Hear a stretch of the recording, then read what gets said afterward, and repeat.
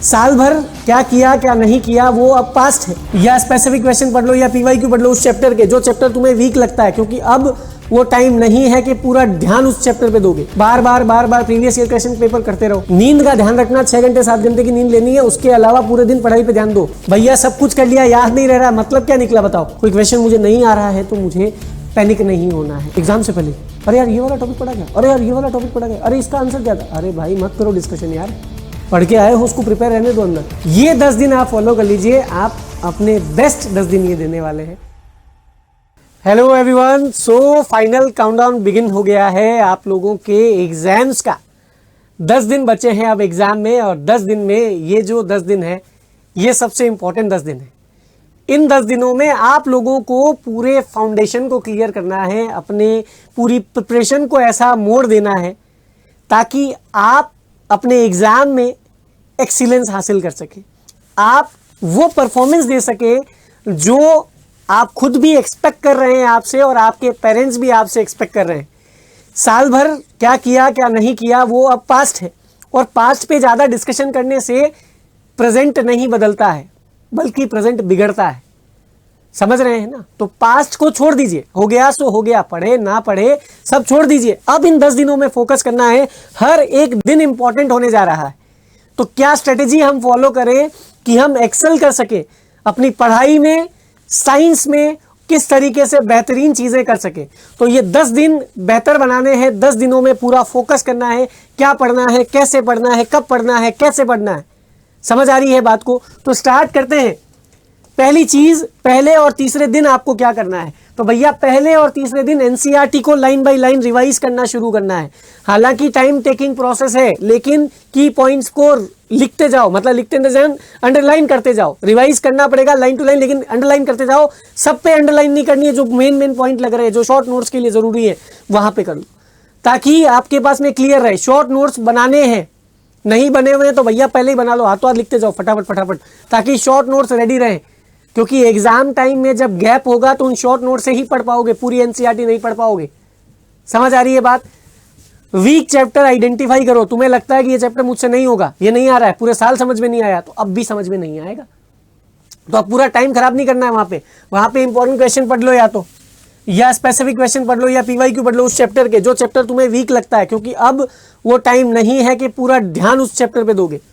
Numerical और diagram की practice करो। न्यूमेरिकल इंपॉर्टेंट है, याद रखना।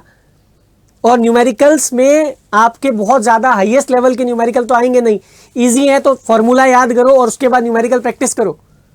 डायग्राम एनसीईआरटी में जो दिया हुआ है उसी के अकॉर्डिंग ड्रॉ करने की कोशिश करो, ताकि डायग्राम अच्छे से बना सको। और डायग्राम के नंबर हैं, डायग्राम आते भी है भैया, तो 2-3 नंबर 4 नंबर के जो भी डायग्राम आते हैं तो उसकी प्रैक्टिस पहले से करो। फोकस रखना है कि कॉन्सेप्ट क्लियर हो, अब कॉन्सेप्ट के साथ छेड़छाड़ ना हो, और कॉन्फिडेंस बिल्डअप हो। जब पढ़ रहे हो, जब क्वेश्चंस कर रहे हो तो कॉन्फिडेंस बिल्डअप हो। इस चीज़ का ध्यान रखो कि मेरे अंदर कॉन्फिडेंस आ रहा है कि हाँ मैं कर पा रहा हूँ। 1 दिन 2 दिन भी फॉलो करोगे तो तीसरे दिन अपने आप कॉन्फिडेंस आ जाएगा कि अरे यार मैं कर पा रहा हूँ, मैंने इतना पढ़ लिया है, मैं इतना कर पा रहा हूँ। तो अपने अंदर एक अलग सा कॉन्फिडेंस बिल्डअप होगा कि मैं कर रहा हूँ, इट मीन्स मैं अच्छा परफॉर्म करूंगा या करूंगी। तो कॉन्फिडेंस बिल्डअप करना होगा, और कॉन्फिडेंस बिल्डअप होगा इन चीज़ों को फॉलो करने से। तीसरा दिन आते आते, मैं ये नहीं कह रहा हूँ पहले दिन पढ़ के बैठोगे तो कॉन्फिडेंस आ जाएगा, नहीं, नींद अच्छी आएगी।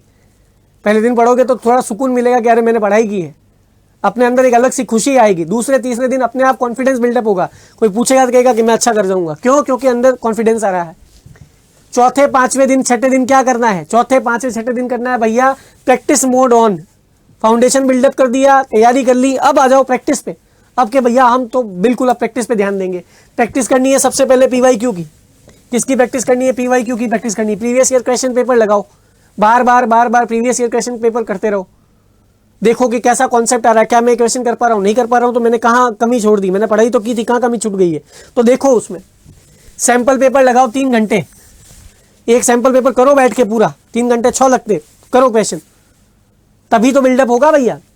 एमसीक्यू और केस स्टडी क्वेश्चंस देखो, एमसीक्यू देखो, मल्टीपल चॉइस क्वेश्चंस देखो, केस स्टडी जिनके सीबीएसई है उनको केस स्टडी क्वेश्चंस आते हैं, केस स्टडी पे बेस्ड क्वेश्चंस देखो। नहीं तो फिलिप्स जो आरबीएसई है उनके फिलिप्स आते हैं, तो फिलिप्स में ध्यान दो। आंसर राइटिंग की प्रैक्टिस करो। देखो जब सैंपल पेपर 3 घंटे सॉल्व कर रहे हो तो आंसर राइटिंग करना है, और वहां पे सैंपल पेपर के जो आंसर्स होते हैं उसको मैच करना है कि तुम्हारे आंसर राइटिंग में और सैंपल पेपर में जो लिखे हुए आंसर्स है उसमें लैंग्वेज में क्या डिफरेंस आ रहा है, किस तरीके को वो यूज कर रहे हैं, किस तरीके से वो लिख रहे हैं, तभी आप अपनी प्रैक्टिस को जज कर पाओगे, अदरवाइज आपकी प्रैक्टिस कुछ नहीं निकलेगी। तो पीवाईक्यू करना है, सैंपल पेपर क्वेश्चन करने, आंसर राइटिंग, भले 3 घंटे लगते 6 लगते, लिखो, बिल्कुल टाइम लगता, कोई दिक्कत नहीं, लिखते जाओ और फिर उसको मैच करो कि मैंने सही लिखा है नहीं लिखा है। टाइम कंज्यूमिंग प्रोसेस है, ध्यान रखना। तो आपके पास में टाइम ही टाइम है भाई, सोने के अलावा पूरे दिन करना क्या है, खा के पी के पढ़ने बैठना है बस, 10 दिन की तो बात है भाई। नींद का ध्यान रखना, 6 घंटे 7 घंटे की नींद लेनी है, उसके अलावा पूरे दिन पढ़ाई पे ध्यान दो। कोई कहे पूरे दिन क्यों पढ़े, अरे भैया 10 दिन तो बचे हैं भाई। जैसे आज एक मान लीजिए कि दुकानदार होता है, तो दुकानदार के जब सीजन का टाइम होता है ना, तो दिन रात कुछ नहीं देखता है, क्योंकि उसको पता ही है मेरा सीजन है, पीक सीजन है। उसको पता है आगे 3-4 महीने मंदी आने वाली है, उस टाइम में वैसे भी कुछ कमाऊंगा नहीं, उतना ज़्यादा कुछ कमाऊंगा नहीं, और उस टाइम तो मेरे को नींद ही लेनी है, तो उसको ये पता है। तो वो क्या करता है, पीक सीजन में वो मतलब अगर रात के 12, 1, 2, 3 कुछ भी बज रही है ना, वो बैठा दुकान पे। क्यों बैठा है, क्योंकि उसको पता है ये मेरा पीक सीजन है, मुझे इसमें मेहनत करनी पड़ेगी, तभी मुझे रिजल्ट मिलेगा और मेरा आगे का टाइम सर्वाइव होगा। तो वही बात आपके साथ में है कि ये 10 दिन की तो बात है, अब इस 10 दिन में मैं पीक मेहनत कर लूँ तो भैया मेरा आगे का टाइम अच्छा निकल जाएगा। पीछे मैंने जो किया, आगे में जो होगा वो सब बाद की बात है, मैं अभी इस पर पूरा फोकस कर लेता हूँ, ये मेरा पीक टाइम है। समझ गए आप? तो ये चीज़ आपको ध्यान रखनी है। फोकस क्या करना है, स्पीड और एक्यूरेसी पे। आपकी स्पीड बढ़े, ये प्रैक्टिस क्यों करनी है, ताकि आपकी स्पीड बढ़े। और साथ में स्पीड में क्या होता है, गलतियां बहुत होती है इंसान से। जल्दबाजी जब करता है ना तो गलती करता है, तो जल्दबाजी के साथ में गलती नहीं, एक्यूरेसी होनी चाहिए, आपकी सही होना चाहिए, तो मजा आएगा। तो स्पीड के साथ साथ एक्यूरेसी को बढ़ाना है भैया, चौथे, 5वें और 6ठे दिन। अब नेक्स्ट दिन क्या करना है, 7वें 8वें दिन। तो 7वें 8वें दिन फाइनल रिवीजन आएगा। अब 7वें 8वें दिन 1 शॉट से देखो, बस 1 शॉट रिवीजन ठोको, 1 शॉट वीडियोस देख लो। बहुत सारे 1 शॉट वीडियोस हमारे चैनल पे भी आपको पता हो तो सब्जेक्ट वाइज हमने अवेलेबल करवाए हैं। कई बार तो 5 घंटे में पूरे चैप्टर्स भी करवाए हैं, पूरी क्लास ही करवाई है, पूरा सब्जेक्ट ही करवाया हुआ है। तो देखो वीडियो बैठ के, ताकि वापस से आपके मन में रिवीजन आएगा, रिबिल्ड होगी चीज़ें। 1 शॉट रिवीजन करो, डायग्राम्स का, मैप्स का, फॉर्मूला का, इन सबको देखो अच्छे से। राइटिंग फॉर्मेट देखो, टीचर समझा रहा होगा कि लिखने का तरीका ये है, राइटिंग फॉर्मेट सीखो, क्योंकि लास्ट और फाइनल आपके पास में अब यही बचा है। तो 1 शॉट रिवीजन होना चाहिए, डायग्राम, मैप, फॉर्मूलाज, इस पे ध्यान दे, राइटिंग फॉर्मेट आपका बना हुआ रहे। इसके अलावा फोकस करना है रिटेंशन पे। भैया सब कुछ कर लिया, याद नहीं रह रहा, मतलब क्या निकला बताओ। इतना सब कुछ करने के बाद में भी अगर दिमाग में वो चीज़ बैठ ही नहीं रही है, याद ही नहीं हो रही है, तो कोई मतलब ही नहीं है। रिटेंशन पावर होनी चाहिए, रिटेंशन करो उसका, उसको रिवाइज करोगे तो वो रिटेन रहेगी, दिमाग में रहेगी। जैसे आज मान लीजिए कि मुझे 10 दिन पहले मेरे एक दोस्त ने मेरे को ये चीज़ बोली थी, आज मैं उससे लड़ रहा हूँ, तूने मेरे को उस दिन ये कहा था ना, तो ये रिटेंशन है दिमाग में कि वो चीज़ मेरे दिमाग में अभी भी फीड है। तो वही चीज़ अब वो याद रह गई, लड़ने के लिए वो चीज़ मेरे दिमाग में रह गई, पढ़ने की चीज़ मेरे दिमाग में नहीं रह रही है। तो रिटेंशन करना पड़ेगा। If you want to perform, आपको रिटेंशन चाहिएगा, तो रिटेंशन पे ध्यान दो। डे 9 लाइट रिवीजन, मेंटल काम। अब देखो एग्जाम आ गया है पास में, कल या परसों एग्जाम मान लो। अब क्या करना है, अब बिल्कुल हल्का हल्का रिवीजन करो, ऊपर ऊपर से शॉर्ट नोट्स पढ़ लो, शॉर्ट नोट देखो, ज़्यादा प्रेशराइज मत करो दिमाग को। मेंटल कामनेस आनी चाहिए दिमाग में, बहुत ज़्यादा बॉदर नहीं करना अपने आप को। शॉर्ट नोट्स और मिस्टेक्स देख लो कि आपने गलतियाँ क्या की थी, उसको सुधार लो बस। नो न्यू टॉपिक, अब कुछ नया मत पढ़ो, अब नया मत लेके बैठना भाई। इतने ज़्यादा हर्डल में आ जाओगे, इतने ज़्यादा प्रॉब्लम में आ जाओगे कि तुमको लगेगा कि अरे यार ये क्या है। तो नया टॉपिक नहीं पढ़ना है, प्रॉपर स्लीप हो, सोने का टाइम बराबर हो, प्रॉपर रहे। इसके अलावा मेंटल प्लानिंग करनी है। मेंटल प्लानिंग का मतलब दिमाग को शांत रखना है, कामनेस आनी चाहिए, दिमाग में शांति रहनी चाहिए। आपको ये पता होना चाहिए कि मुझे किस तरीके से इन क्वेश्चंस को हैंडल करना है। कोई क्वेश्चन मुझे नहीं आ रहा है तो मुझे पैनिक नहीं होना है। इन चीज़ों के लिए अपने दिमाग को प्रिपेयर करना पड़ेगा। तो मेंटल काम और कॉन्फिडेंस लेके आना है अपने अंदर। और लास्ट 10वें दिन, जिस दिन आपका एग्जाम है, लाइट रिवीजन कर लीजिए, डिस्कशन को अवॉइड कीजिए। ऐसा नहीं होना चाहिए एग्जाम सेंटर के बाहर बैठे हैं, वो दोस्त कह रहा है अरे उस वाले क्वेश्चन का आंसर क्या था, पढ़ के आया क्या तू, कौन सा क्वेश्चन, एकदम से आप पैनिक हो, अरे यार ये तो पढ़ा ही नहीं मैंने, ओ शिट ये आ तो नहीं था एग्जाम में, भूल जाओगे आप, जो पढ़ के आया वो भूल जाओगे।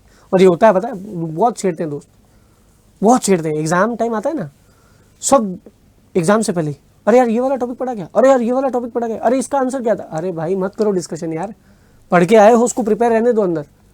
ये तो हर्डल इतनी ज़्यादा हो जाएगी, हड़बड़ाहट इतनी ज़्यादा हो जाएगी, भूल जाओ। तो जितना हो सके एग्जाम वाले दिन डिस्कशन को अवॉइड करो। एग्जाम हो गया उसके बाद भी डिस्कशन को अवॉइड ही करो।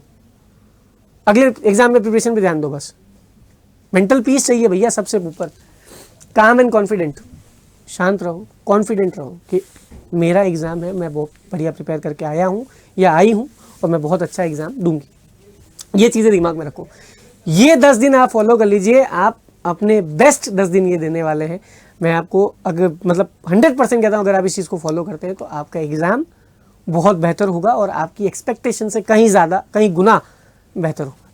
ठीक है, तो इन सब चीज़ों को फॉलो कीजिए and all the very best for your exams बेटा।